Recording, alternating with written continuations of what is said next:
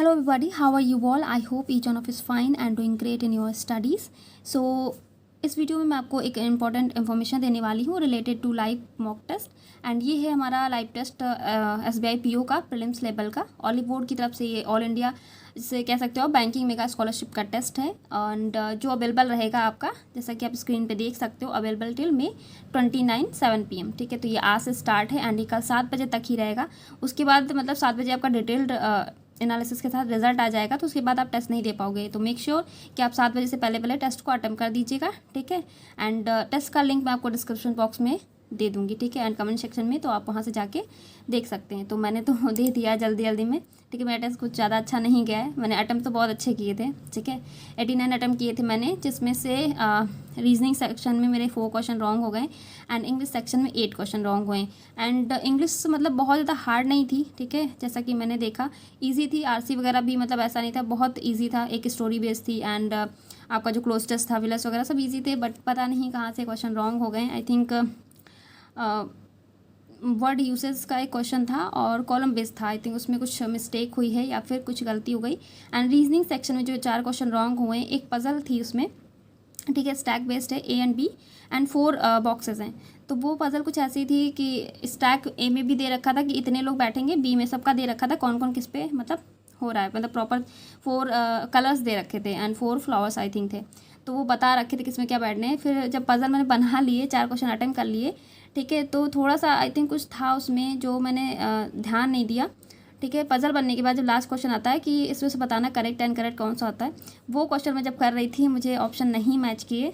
तब मुझे लगा कि पजल गलत हो गई है, क्योंकि आइदर और क्वेश्चंस में थे, CND भी था। तो मुझे लग रहा था कि अरे नहीं, कुछ पजल्स में से मतलब कंफ्यूज करने के लिए दे देते हैं कि शायद आपका पजल जो है रॉन्ग बना हो। तो इस वजह से जब तक मैंने देखा टाइम अप हो चुका था, तो मैं उससे दोबारा सही भी नहीं कर पाई एंड ना ही मतलब रीचेक करने का टाइम नहीं मिला। इस वजह से वो क्वेश्चन रॉन्ग हो गए, 4 क्वेश्चन जो अटेम्प्ट किए थे। ठीक है, तो पजल रॉन्ग हो गई मेरी, अदरवाइज़ ठीक रहता। बट एनीवे जो भी रहा है, स्कोर में 74 रहा है। एंड अब कल ही पता चलेगा 7 बजे कि कैसा क्या रहा है परसेंटाइल वगैरह एंड रैंक। ठीक है, तो आप लोग भी अटेम्प्ट कीजिएगा टेस्ट और बताइएगा कि आप लोगों का कैसा गया है। ठीक है, कल पेपर के बाद मिलते हैं। एंड जिन लोगों का ECGC PO का एग्ज़ाम है कल, उनको मेरी तरफ से ऑल द बेस्ट। अच्छे से एग्ज़ाम दीजिएगा। ठीक है, पैनिक मत होइएगा। 2 शिफ्ट हैं, मॉर्निंग 8 AM पे एंड दूसरा है हमारा 1 PM पे। तो मेरा एग्ज़ाम नून में है। ठीक है, सेंटर मेरा बहुत दूर है। तो एनालिसिस आई थिंक कल कोशिश करूँगी, नहीं तो फिर परसों डेफिनेटली मैं लेके आऊँगी। फिर आप लोग भी बताइएगा कि आप लोग का पेपर कैसा गया है। एंड थोड़ा सा बता देती हूँ आपको, बस ज़्यादा नहीं।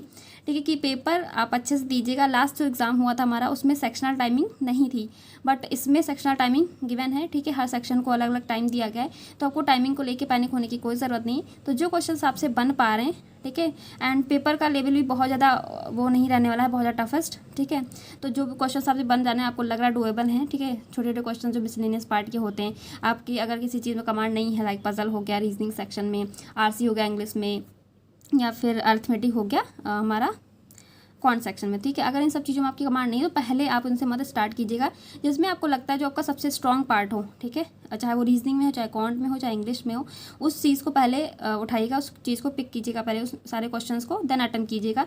इससे आपकी एफिशिएंसी बढ़ेगी, स्पीड भी बढ़ेगी एंड थोड़ा सा आपका कॉन्फिडेंस भी बना रहेगा कि हाँ आप कर ले जा रहे हो। ठीक है, ऐसे क्वेश्चंस को स्टार्ट में मत उठाइएगा जिसमें आपको थोड़ा सा मतलब डाउट हो या फिर बाद में आपको लगे कि नहीं आपसे नहीं हो पा रहा है। ठीक है, कुछ ना कुछ क्वेश्चन आपको ऐसे मिल सकते हैं, ऐसा होगा नहीं बट हो सकता है।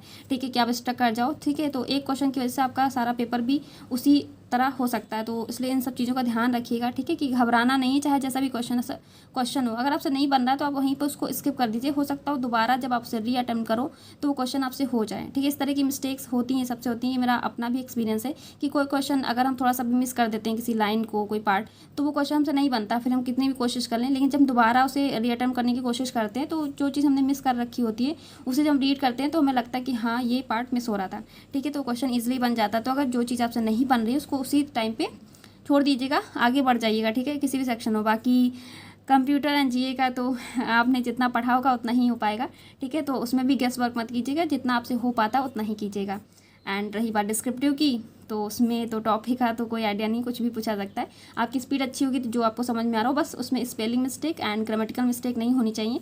बाकी अच्छे से लिखिएगा। ठीक, कोई दिक्कत नहीं, क्योंकि जो मेन चीज़ है वो वही है कि आपका स्पेलिंग मिस्टेक नहीं होना चाहिए एंड ग्रामर आपकी प्रॉपर लिखी होनी चाहिए, ठीक है। बाकी जो भी आपका मैटर दे रखा होगा, जो भी टॉपिक होगा उसी से रिलेटेड आपको लिखना है, ठीक है। तो ये सब चीज़ें हैं, बाकी आप तो जानते ही हैं, ठीक है। तो अच्छे से पेपर दीजिएगा, अटेम्प्ट कीजिएगा। Once again all the best, ठीक है। Thank you everybody.